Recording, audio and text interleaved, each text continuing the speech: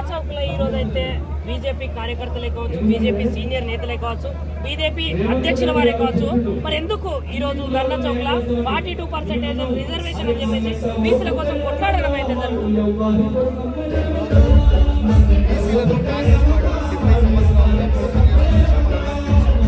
కానీ ఈరోజు అధికారంలోకి రాకముందు కామారెడ్డిలో రేవంత్ రెడ్డి గారు మాట్లాడినటువంటి విషయం ఏంటంటే బీసీలు వెనుకబడిపోయి ఉన్నారు కాబట్టి బీసీలకు 42% రిజర్వేషన్లను కేటాయిస్తాం, మేము కొట్లాడి తీసుకొస్తామని చెప్పేసి మాట్లాడటం జరిగింది. ఈరోజు రేవంత్ రెడ్డి గారికి నేను ఒకటే అడుగుతా ఉన్నా, అధికారంలోకి వచ్చిన తర్వాత 10% ఉన్నటువంటి ముస్లింలను బీసీలలో కలిపి ఈరోజు ముస్లింలను యాడ్ చేసి వాళ్ళందరికీ కూడా కలిపి ఈరోజు 42% రిజర్వేషన్ కల్పిస్తానని చెప్పేసి మాట్లాడతాం.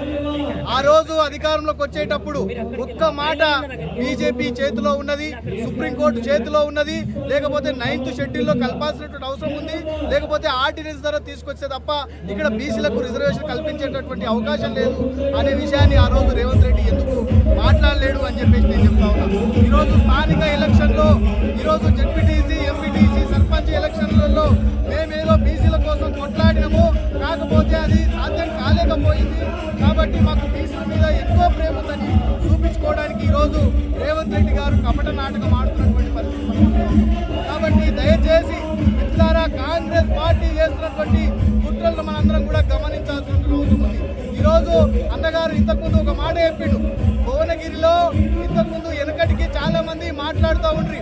భువనగిరిలో ఏం మాట్లాడుతున్నట్టే ఒక వ్యక్తి వచ్చిందట, కొత్తగా వచ్చి భువనగిరి గుట్టను నేను ఎత్తుకుంటా, నాకు 3 రోజులు తిండి పెట్టండి అని చెప్పేసి మాట్లాడినట. 3 రోజులు తిండి పెట్టండి అని చెప్పి చాలా మంది ఆ గ్రామంలో ఉన్నటువంటి పెద్ద మనుషులు వీళ్ళ నమ్మకండ్రా బాబు, వీడు మోసం చేస్తాడు అని చెప్పేసి కళాఖండిగా చెప్పినప్పటికీ కూడా కొంతమంది ఆయనకు 3 రోజులు తిండి పెట్టి ఏం చేసిరట, ఆలోచన చేసి వెయిట్ చేసిరట. కానీ 3 రోజులు తిండి తిన్న తర్వాత ఏమంటారంటాడు, మీరందరూ కలిసి ఆ గుట్టను లేపి నా నెత్తి మీద పెడితే నేను మోసుకుపోతా అని చెప్పేసి చెప్తాడట. ఈరోజు రేవంత్ రెడ్డి కూడా అదే కుట్ర. రేవంత్ రెడ్డి కూడా బీసీల మీద ఏదో నాకు ప్రేమ ఉన్నది అని చెప్పేసి చూపించుకోవడం కోసం అధికారంలోకి రాకముందేమో వీటన్నిటి ఏ కండిషన్లను కూడా మాట్లాడకుండా ఆయన అధికారంలోకి వచ్చిన తర్వాత నేను కొట్లాడుతున్నా అని చూపించుకోవడానికి రేవంత్ రెడ్డి గారు కపటనాటకం ఆడుతూ ఉన్నాడు. కాబట్టి ప్రజలందరూ కూడా గమనించాల్సిన అవసరం ఉంది. ఈ రేవంత్ రెడ్డి కాంగ్రెస్ పార్టీ ఎన్నో ఏళ్ళుగా ఈరోజు మన కుట్రమంతా ఉన్న. నిజంగా కాంగ్రెస్ పార్టీకి ప్రేమ ఉంటే రేవంత్ రెడ్డిని గద్దెదించి బీసీని ముఖ్యమంత్రి చేయాలని చెప్పేసి మేము కోరుతా ఉన్నాం. దయచేసి మీరందరూ కూడా తెలియాలని చెప్పేసి మిత్రులందరూ ధన్యవాదాలు తెలియజేస్తాం.